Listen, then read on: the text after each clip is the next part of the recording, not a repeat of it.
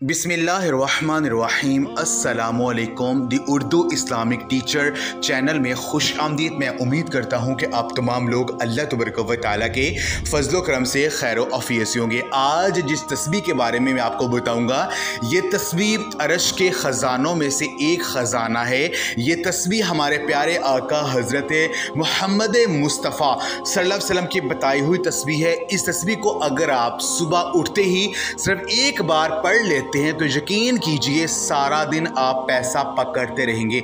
इसमें अल्लाह रब्बुल इज़्ज़त के इसमें आज़म भी मौजूद हैं और अल्लाह पाक के इसमें आज़म को पढ़कर जो भी दुआ की जाए वो दुआ रद्द नहीं जाती, जो मांगा जाए वो मिल जाता है।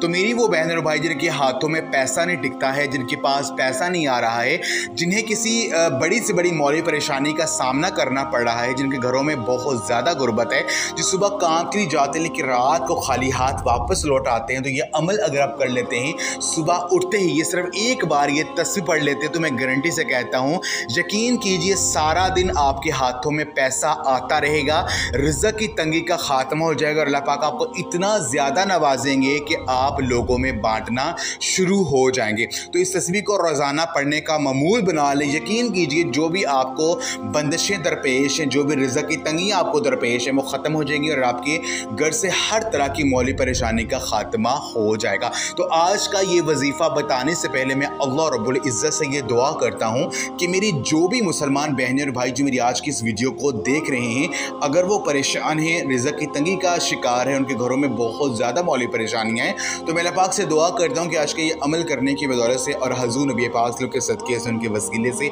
अल्लाह पाक उन्हें इतना ज़्यादा अता करें कि वो लोगों में बाँटना शुरू हो जाएँ, उनके हाथों से कभी पैसा ख़त्म ना हो, उनकी जेब से कभी पैसा ख़त्म ना हो, उनकी जेब हमेशा पैसों से बड़ी रहे। आमीन।